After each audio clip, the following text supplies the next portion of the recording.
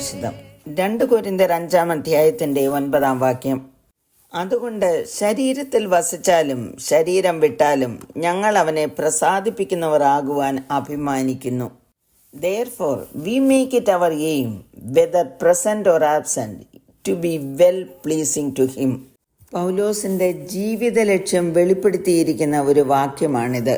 സുബോധത്തോടെ ജീവിക്കുന്ന എല്ലാ മനുഷ്യർക്കും അവരുടെ ജീവിതത്തിൽ ഒരു ലക്ഷ്യമുണ്ടായിരിക്കും. ആ ലക്ഷ്യപ്രാപ്തിക്ക് വേണ്ടി മനുഷ്യൻ പ്രവർത്തിക്കുന്നു. ഇവിടെ പൗലോസ് മനുഷ്യന്റെ 2 അവസ്ഥയെക്കുറിച്ച് പറയുന്നു. ശരീരത്തിൽ വസിച്ചാലും ശരീരം വിട്ടാലും.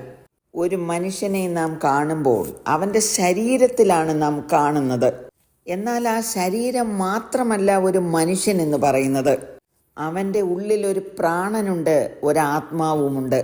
മറ്റൊരർത്ഥത്തിൽ പറഞ്ഞാൽ മനുഷ്യന് ദേഹം, ദേഹി, ആത്മാവ് എന്ന് 3 ഘടകങ്ങളാണല്ലോ ഉള്ളത്.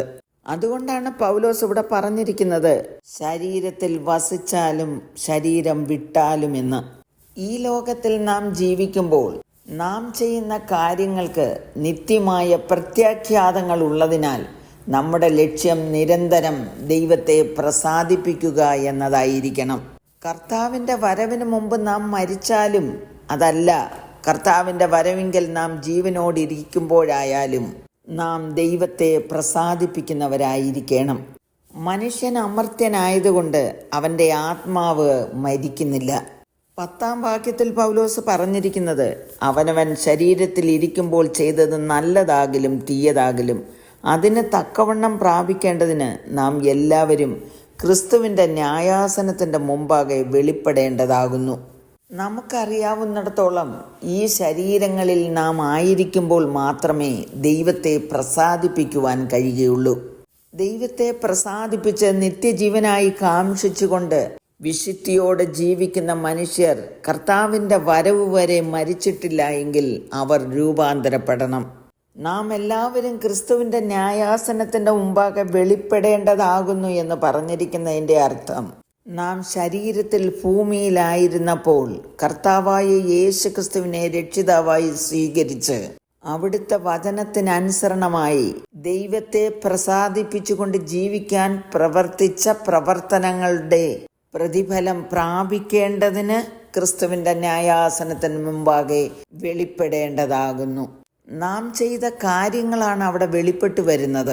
അത് നല്ലതാകിലും തീയതാകിലും അതിന് തക്കവണ്ണമാണ് നാം പ്രാപിക്കുവാൻ പോകുന്നത്.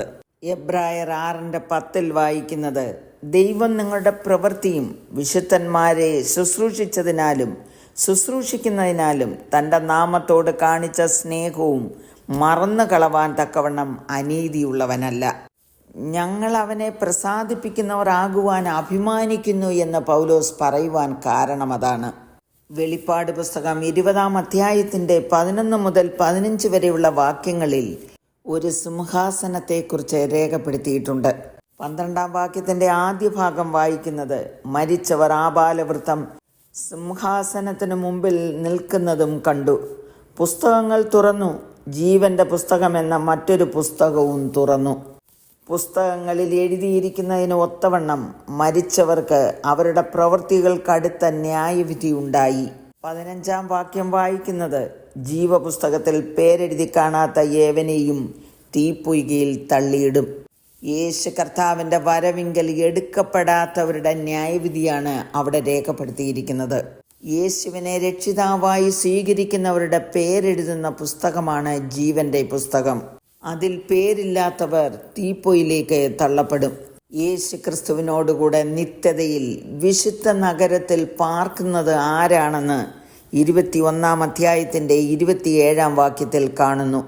കുഞ്ഞാടിൻ്റെ ജീവപുസ്തകത്തിൽ എഴുതിയിരിക്കുന്നവരല്ലാതെ അശുദ്ധമായത് യാതൊന്നും മ്ലേച്ഛതയും ഭോഷ്കം പ്രവർത്തിക്കുന്നവനാരും അതിൽ കടക്കയില്ല.